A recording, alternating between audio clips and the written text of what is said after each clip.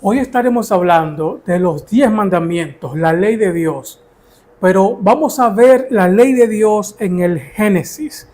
Podemos encontrar la ley de Dios en el libro de Génesis, pero por supuesto, te daría varios ejemplos de varias historias bíblicas de Génesis, de los primeros capítulos, y vamos a llegar a la conclusión si realmente ahí estaban los 10 mandamientos o la ley de Dios. En el libro de Génesis capítulo 3 podemos ver cómo Dios le advierte a Adán y Eva de no comer del árbol del conocimiento del bien y del mal. Bueno, Eva fue engañada con relación a esto por Satanás y Eva comió de este árbol. Al Eva comer del árbol que Dios dijo que no comiese, Eva le está dando a Satanás la supremacía ante Dios, violando claramente el mandamiento que dice: no tendrás dioses ajenos delante de mí. También su esposo Adán se incluye en esto del pecado, porque Adán también comió de la fruta y también abiertamente quebrantó ese mandamiento que nos dice que no debemos de tener dioses ajenos delante de Jehová. Cuando Dios había dicho no comas de esto, Satanás dice sí puedes comer, y cuando tú le haces caso a Satanás en vez de a Dios, claramente tú estás poniendo por encima de Dios la voluntad de Satanás. También podemos ver en Génesis capítulo 4 donde Caín mata a su hermano Abel. Allí pasan dos cosas sumamente interesantes que quiero que detallemos. Dios pide una ofrenda. Abel lleva la ofrenda que Dios pidió, que era el sacrificio de un animal. Al Abel sacrificar ese cordero, Abel está diciendo: necesito un salvador, porque recordemos que el cordero es una representación o una sombra de Jesús. Abel sacrifica el cordero, pero Caín hace todo lo contrario. En vez de llevar un corderito y sacrificarlo, Caín lo que hace es que lleva frutas. Al Caín llevarle frutas al sacrificio y no lo que Dios pidió, lo que Caín está diciendo en pocas palabras es: no necesito un Salvador, no necesito de un Cristo, no necesito de un Redentor. Todo lo contrario de lo que había hecho su hermano Abel. Por esta razón, Dios no acepta el sacrificio o la ofrenda de Caín y sí la ofrenda o el sacrificio de Abel. Esta es la razón por la cual Caín se llena de ira contra su hermano al Caín ver que Dios no acepta su ofrenda, y allí mata a su hermano, claramente violando el mandamiento que dice: no matarás. Me llama mucho la atención esto porque Pablo dice que sin ley no hay pecado. De manera que si en ese momento en jardín, bueno, ya no era el jardín de Edén, ¿verdad? Pero en Génesis capítulo 4, si Dios no hubiese dado una ley, el asesinato de Abel por Caín hubiese pasado sin pena y sin gloria, porque no iba a haber una ley que juzgara el crimen que había cometido Caín. De esa manera vemos cómo Dios entonces condena ese pecado grave de Caín, que cometió dos pecados. El primero es no necesitar un redentor según él, por eso no hizo el sacrificio del cordero, y lo segundo es que mató a su hermano violando claramente la ley de Dios. Y así como estas historias, podemos encontrar muchísimas historias en el Antiguo Testamento antes de Éxodo capítulo 20, que es cuando se da la ley. Incluso en Éxodo capítulo 19, cuando Moisés sube al monte, que Moisés viene descendiendo el monte ya en Éxodo 20, allí se ve que Aarón y el grupo de Israel está adorando un cordero. La pregunta sería: ¿cómo el pueblo de Israel sabía que la adoración a un cordero estaba mal si Dios no había dado la ley? Simple, el pueblo de Israel sabía perfectamente la ley de Dios. Por eso ahora Dios escribe la ley, escribe los mandamientos y se lo da al pueblo en Éxodo capítulo 20, desde el verso 13 en adelante. De la misma manera, en el Nuevo Testamento nos encontramos con un sinnúmero de textos bíblicos que no habla de esto. En el Nuevo Testamento podemos encontrar muchos textos bíblicos que nos hablan de la ley. Jesús dice, yo soy el Señor del sábado. Jesús dice, el sábado fue hecho por causa del hombre. Y Jesús habla en numerosas ocasiones de la ley.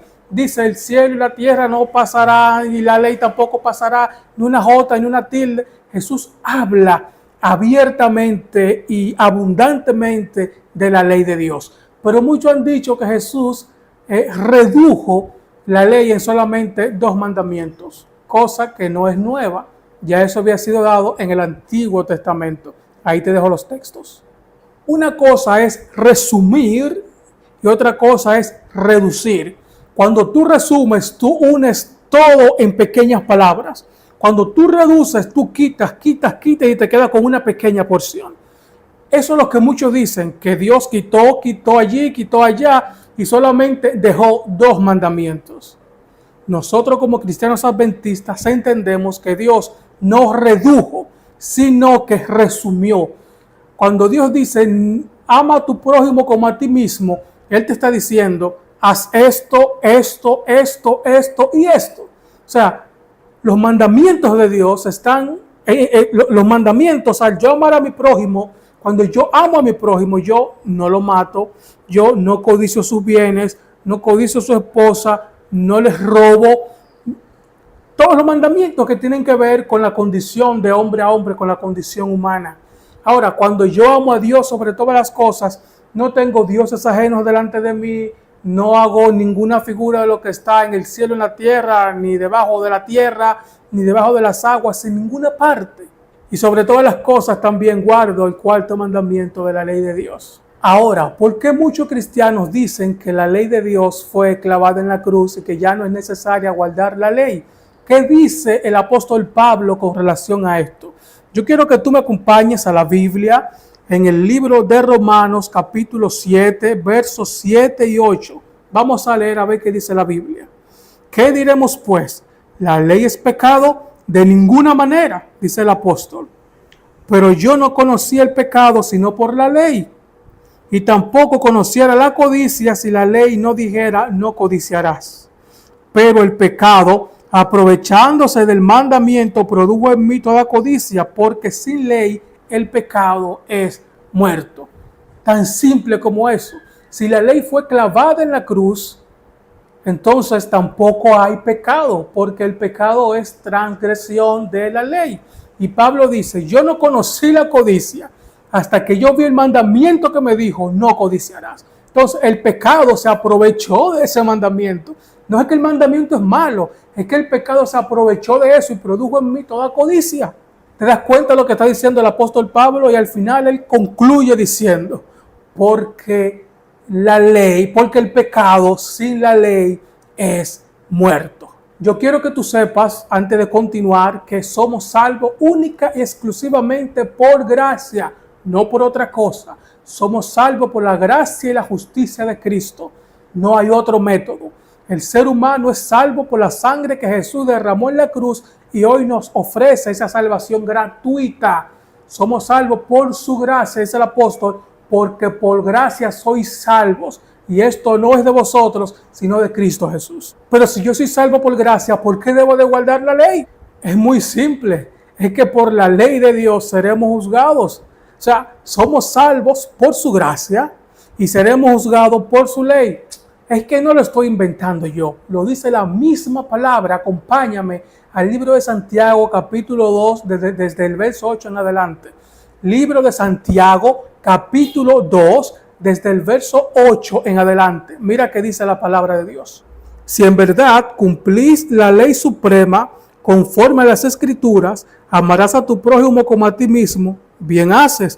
Pero si haces excepción de personas, cometéis pecado y quedáis convictos de la ley como transgresores. Verso 10. Porque cualquiera que guarde toda la ley y ofende en un punto, se hace culpable de todas. Es decir, yo no puedo pretender guardar toda la ley de Dios y decir que el sábado fue abolido.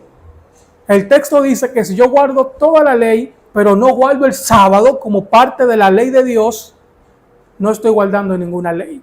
Es simple la matemática de Dios. Según la matemática de nosotros, 10 menos 1 es 9. Pero según el texto, 10 menos 1 es 0. Porque si guardo toda la ley, pero quebranto un punto, ya me he hecho culpable de toda la ley.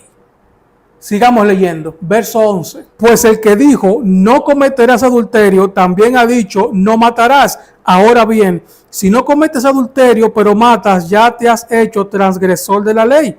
Aquí, el apóstol Santiago claramente está hablando de los 10 mandamientos. No está hablando de otro tipo de ley, sino exclusivamente de los mandamientos de Dios. Continuamos. Pues el que dijo, no cometerás adulterio, también ha dicho, no matarás. Ahora bien, si cometes adulterio, pero matas, ya te has hecho transgresor de la ley.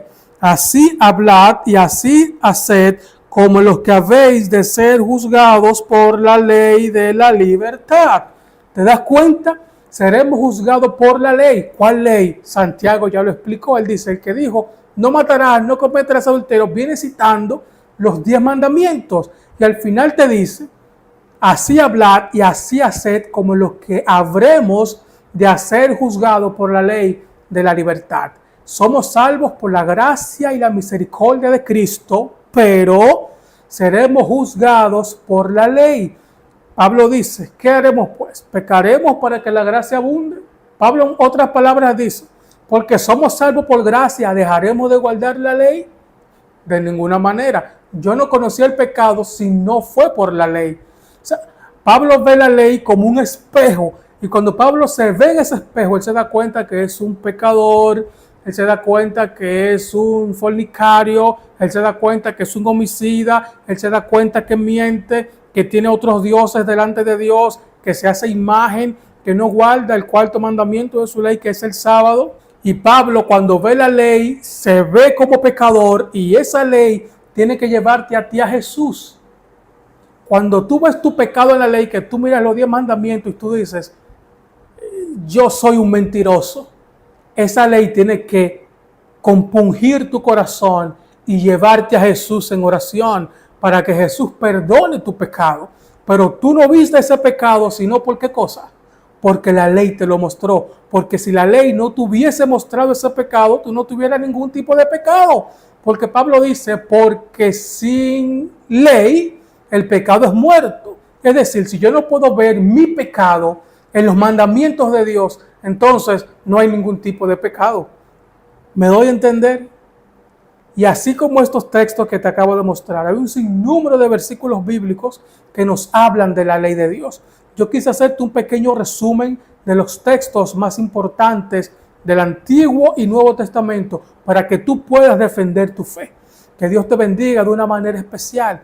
Yo soy Alberto Fabián y esto fue Cosas Bíblicas. Más que un canal, un lugar de bendición.